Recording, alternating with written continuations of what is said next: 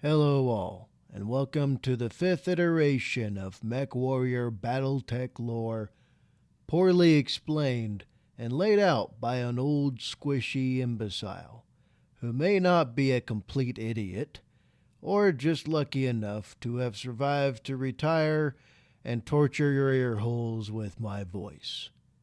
Not many go toe-to-toe with mechanical gods of war and live long enough to talk about it, much less retire as I have.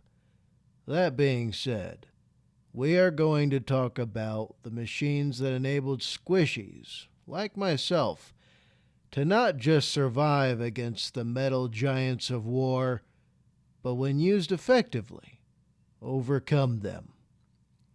Today, we will talk about battle armor and how it affected the mech warrior's comfort level around infantry, as well as make them egotistical and over-glorified puppeteers sweat that much more. Cue intro.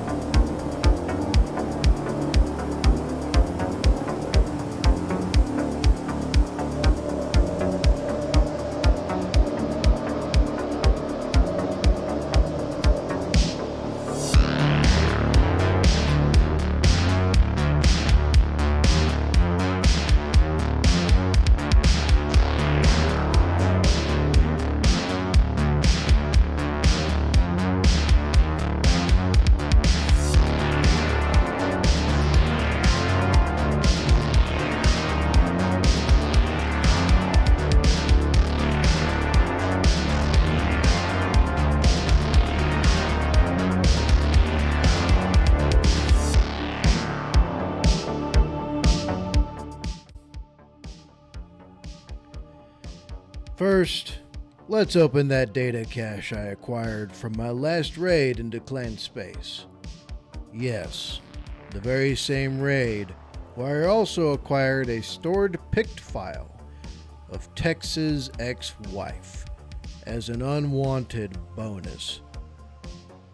I would offer it to him. However, I am fairly certain he is still dealing with a Comstar problem that probably has to do with his phone bill that he refuses to pay, and probably explains his absence whenever anyone is wondering where he is. That being said, let's open up the Sarna.net file and take a look-see.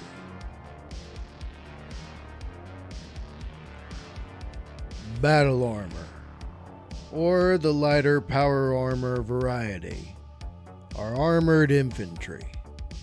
Battle armor's improved resilience, atmospheric containment, and firepower make it more effective than standard infantry in a variety of roles.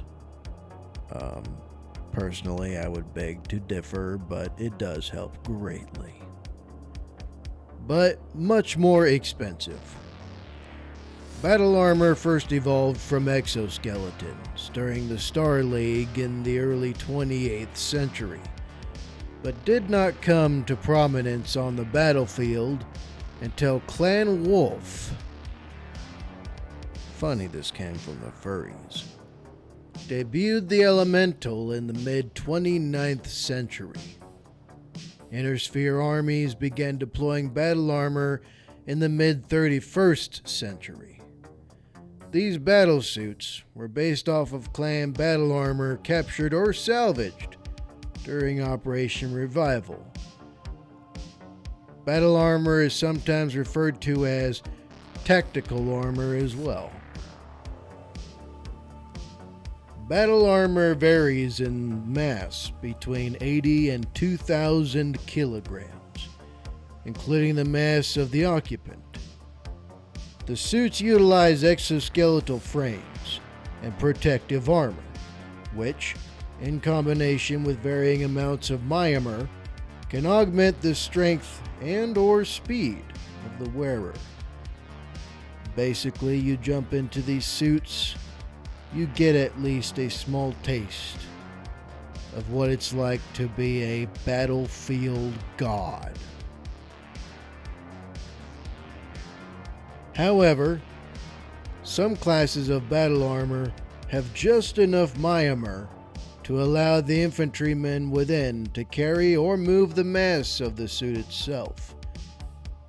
Battle armor may be vaguely bipedal, humanoid is basically what that means, or quadrupedal, so basically 4 legs instead of 2. Battle armor is categorized both by mass and type of locomotion. Hey, for my infantrymen who are listening to this, they're not talking about the little choo-choo trains that your parents bought you as, a toy. Locomotion means how things move around. So basically, whenever you stand up, sit down, walk, run, jump, hop, pull yourself up to something, that's what it means by locomotion. You're welcome. Bipedal battlesuits are actuated through pressure sensors, lining the casing holding the soldier. Essentially, it's skin tight. I know so many of my infantrymen are going to make jokes about that one. Should the occupant move, the motion is quickly translated into myomer-based movements. The suit responds to the wearer. And very quickly, too. The times I've used them, I never noticed too much of a hesitancy when it came to movement. Unless I failed to make sure my battery pack was charged. Like that one time on Tukiyid. Luckily, I had fallen into a hole and the clanners were going the opposite direction anyway. Lucky me. Bipedal battle armor can also offer jump capability or limited flight, increasing the maneuverability of the soldier, another distinct advantage versus conventional infantry. I will say, one disadvantage is being able to take a piss exactly when you want to. Sometimes, those suits just take a god-awful amount to get in and out of. Alternatively, quadrupedal battlesuits hold a soldier within a cramped cockpit and operate similarly to a combat vehicle or quad battle mech. That's why you don't see a lot of them around, because more often than not, they're basically used as mules. They're not very often used in combat, at least from my limited realm of experience.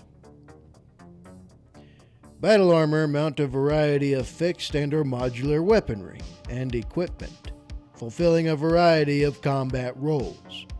Most battlesuits wield some form of anti-mech and or anti-personnel weaponry. These weapon systems are mainly energy, ballistic, or missile in nature. For my infantry guys, you know that thing that goes zing, zoom, zoom? Those are lasers. And then ballistic is basically like your sidearm, except different sizes and different calibers. Remember how it makes a pop-pop sound or a bang-bang sound? Well, that's ballistic. Or missiles. Basically, y'all's rocket launchers. I shouldn't have to explain that. We love rocket launchers, and I know you still do. Big bang, big boom. Most battle suits with these weapon systems, they may also wield explosives and tasers. Mounting these weapons modularly allows personalization. For instance, left-handed preference. For those of y'all who are in the ranks who were born with the wrong hand in usage. and are especially useful for inner sphere battle armor. Missile systems of inner sphere battle armor hinder jump jet function until jettisoned. Basically, on the inner sphere models, you can't actually jump with your battle armor until you've expended your missile payload. And for y'all that are simply put, basically you gotta fire all your rockets and then you can jump. Understand?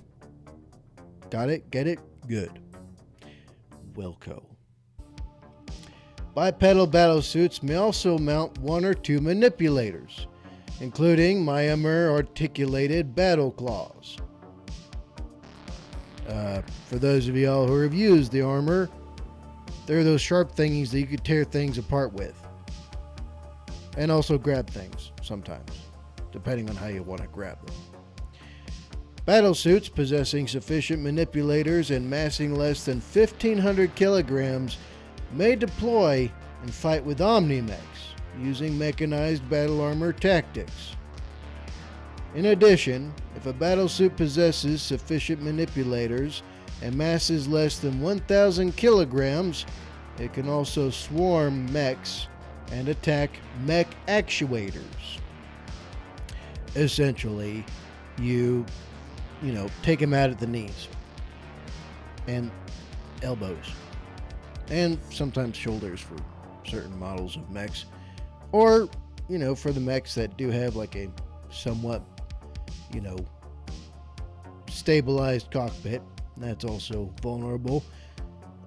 There's always a very beautiful look to see when you suddenly rip open the cockpit of a Shadowhawk and they were not even expecting you to be there. The look on their face is priceless. Battle claws are especially useful for this tactic. The Myanmar articulation gives these manipulators the strength to literally rip armor and Myanmar from an enemy mech. Battle armor life support, sensors, and stealth equipment are also common, though their exact capabilities depend on the armor in question. For example, elemental armor is renowned for its life support system and intravenous combat drugs, increasing the durability and survivability of the already superhuman elemental soldiers. In order to operate the armor and all of the equipment, battlesuits make use of large batteries. To my infantrymen who pilot these things, always check your charge. You don't want to end up in the same situation as I did on Tukiyad, where you ran out of battery right when you landed in a hole. But luckily, when I landed in the hole, the clanners were going the opposite direction, like I said earlier. And so many people ask me about this story, and I'll just say this much. Like I said in the beginning,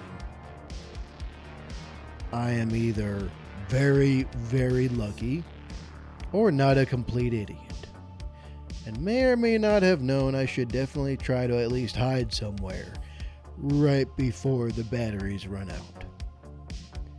You should not take that risk. Always check your charges, infantrymen.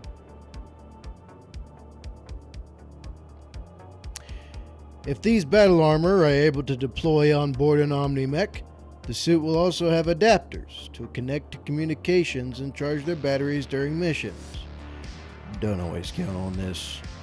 Don't always count on it.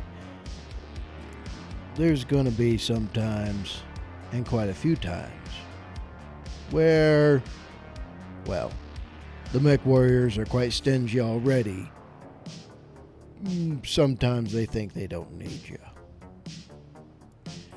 Clan battle armor are somewhat more resilient than their inner sphere successors, not only because of their elemental infantry, but also because they possess atmospheric sealing equipment using a hardening gel called hard gel, which was discovered during the mid-29th century. When used correctly, battle-armored troops can easily outmatch their conventional brethren, and even defeat vehicles and mechs. Their superior armor and weaponry, coupled with their roughly human size, make them good forces for fighting in tight areas where mechs and vehicles have trouble maneuvering.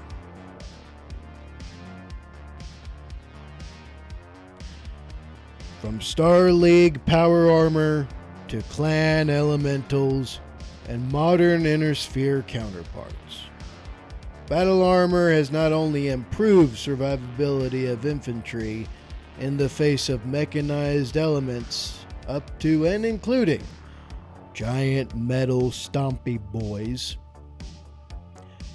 but helped us to put a frown on the face of mech warriors, bruise their egos, and in other cases, rip them from their shiny metal thrones and remind them that they too can be squishy and crunchy without their big tough robots.